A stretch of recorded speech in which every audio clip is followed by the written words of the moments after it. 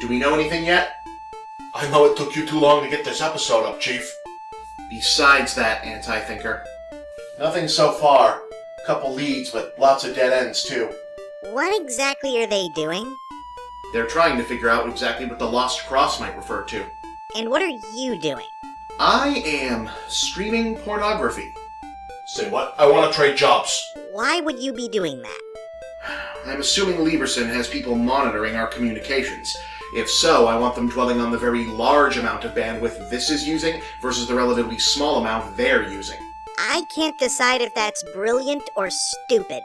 Stupid. You really think they're watching our internet? Well, those Justice Iron Shadow Militia guys are supposedly cyborgs, so I assume in this day and age they've at least got Wi-Fi. Oh yeah, the Jism troops. Haven't heard much from them since they first showed up. Almost forgot they were supposed to be a factor, honestly. Game OverThinker. Who's there? Justice Iron Shadow Militia. Unscheduled inspection of House Arrestee, the Game OverThinker. Well, speak of the devil. You rang? Figure of speech. Well, shit. You are ordered to open this door. Just a second! Heckle, Jekyll, crawlspace!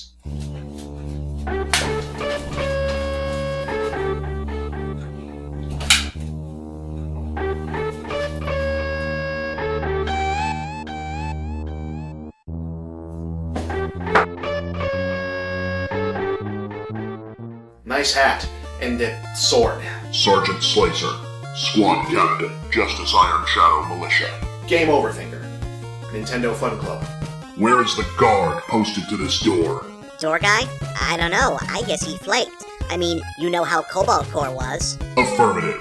We are charged to inspect this location for contraband, and for the fugitives, Retro-Thinker and Anti-Thinker. Resistance would be unwise. Do what you gotta do. Chisholm Troopers, sweep the premises.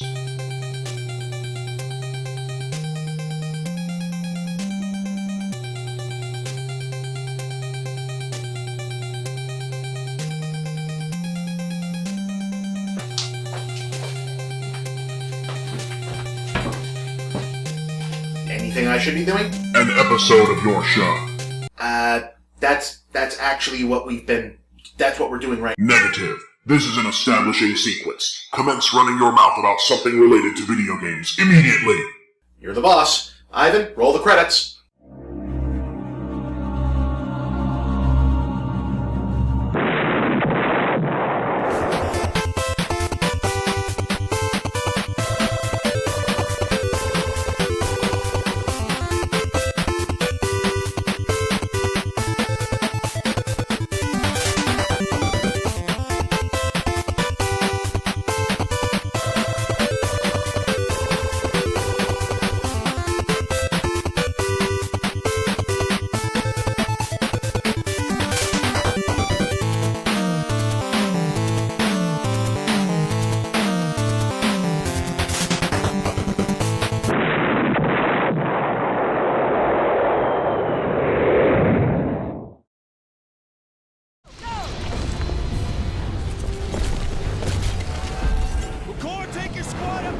So the big game of the moment is Titanfall, and it looks fucking awesome. Call of Duty in the future and you jump in and out of giant robots, now that's a pitch I can get behind. I'd be playing it right now, if I had an Xbox One, which I don't. Oh, what's that? It's also on PC? Oh good. 2 months from now, when my workload clears up a bit, I bet I can get right on that. Or who knows, maybe I'll trip over some buried treasure somewhere and be able to afford an Xbone of my very own by then. And hey, that's the great thing about video games, isn't it? Since they exist in self-contained virtual worlds, they're a fun, interactive activity you can go to anytime. I mean, say you want to go to a 4th of July barbecue but you happen to get sick that day, well, you're shit out of luck for a year, huh? But not a video game. All that awesome action and adventure will be waiting for you patiently until you've got time for it. Hell, the Sochi Olympics have been over for like a month, but that Mario and Sonic tie-in thing, you can go buy that and play it now, if you wanted to for some reason.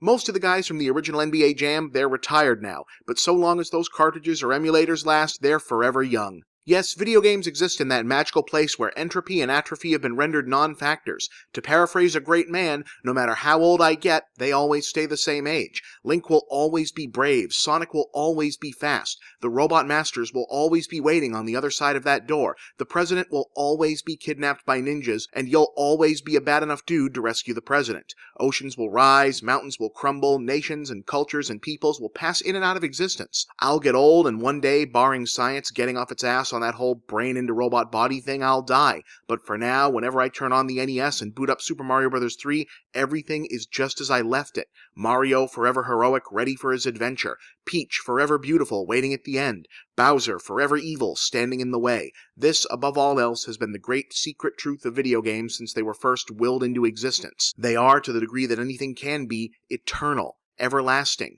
Every day 1,000 people will lose 1,000 beloved dogs, cats, hamsters, what have you, but no one has ever had to bury their Pokemon. Enough maudlin sentimentality. I'm establishing mood. You are pandering for internet feels. No, this is pandering for internet feels. Let it go, can't hold it back anymore. Let it Get to the point. Yes, video games are forever, and they exist on your terms, such as it was, such as it is, such as it ever will be.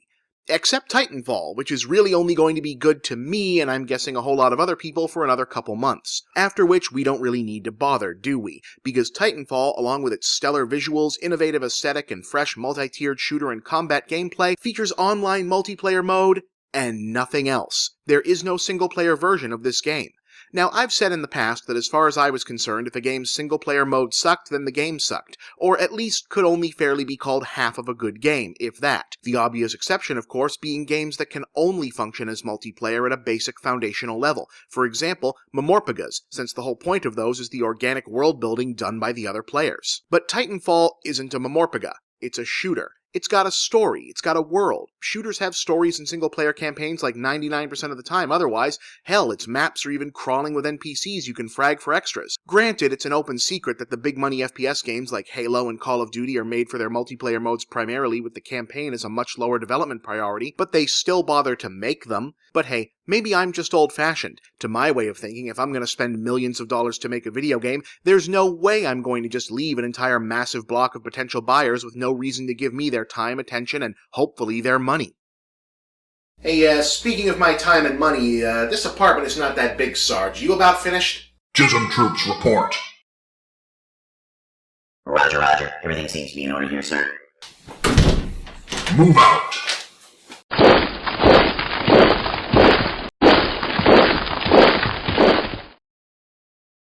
Something wrong, Sergeant. Just because we did not find anything does not mean there is nothing to find. I have my optics on you, Game Overthinker. Wait, What? can you tell us what's happened to Commissioner Bunnyface? Hey, yeah, that's right. We haven't heard from him since this whole thing began. Huh. He's been under Jism Guard protection. But now that you mention it, he could probably stand to be further restricted. I would not. Goodbye for now, Game Overthinker.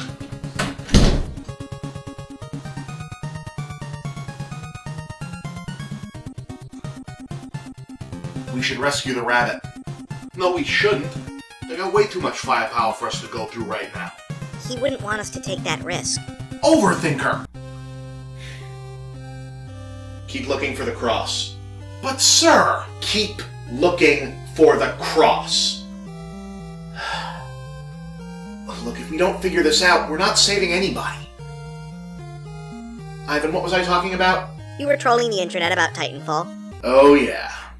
Please understand, I'm not ideologically opposed to online multiplayer-only games. Hell, I'm not ideologically opposed to anything, really. I'm a practicality guy. I don't like that Titanfall is multiplayer-only because it means I won't ever actually get to have any fun playing it. And not just because multiplayer shooter isn't really my jam. Trust me, the quickest way to make something my jam is to put giant robots in it. I would have managed. Look, even if your favorite thing is multiplayer shooters, we all know how the multiplayer shooter scene works. The only point at which there's anything close to an even playing field is the first couple weeks, sometimes just days of release because it's new to pretty much everyone. But then, soon enough, to hardcores who have nothing going on in their lives other than playing this game get so damn good at it that there very quickly becomes less and less reason for noobs to bother jumping in because they're just going to get killed right off the bat.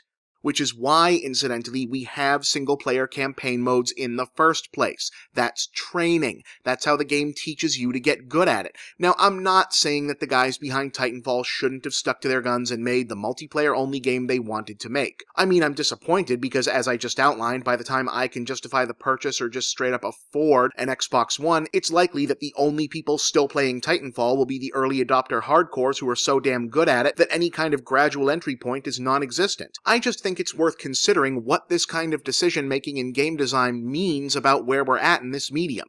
Titanfall is basically the reason to get an Xbox One right now. In fact, maybe that's part of the calculation. Remember, until consumers mobilized against it for being a terrible idea, this thing was going to be always online, and a big game that was only meant to be used online would certainly have gone a long way towards making that seem almost justified in a roundabout sort of way. Huh. But anyway, Titanfall is the reason to get an Xbox One because even though it's also on PC and will be on 360 soon enough, everyone knows this is the real version. So that's $500 for the new console, whatever you pay for internet plus the cost of Xbox Live service, and $60 plus tax for the actual game, which will very likely only be useful to a minority of super devoted players culled from what is already a minority among gamers who already own an Xbox One. Yeah, that sure as hell sounds like a sustainable business model, doesn't it? God, I can't imagine why seeming powerhouses like Irrational keep shutting down, or why major AAA developers seem to be making nervous nudges toward the mobile scene every other day. But nah, that's just me being paranoid, right? No. Video games are fine. Video games are just fine. We're doing great. Oh, hey, look at this. You two find something? Huh. Ugh, that depends. How do you feel about doing some spelunking, Chief?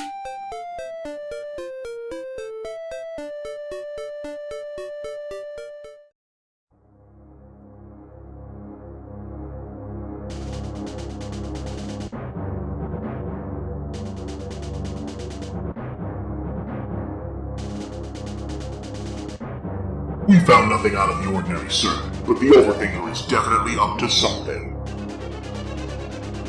Anything else, Sergeant? Sir, he seems concerned about Buonafacio. About who? Commissioner Bunnyface, sir. Ah, right. Perhaps if he thought the Commissioner was in some kind of immediate danger, he might start making mistakes, sir. Not a bad idea. That'll be all, Sergeant.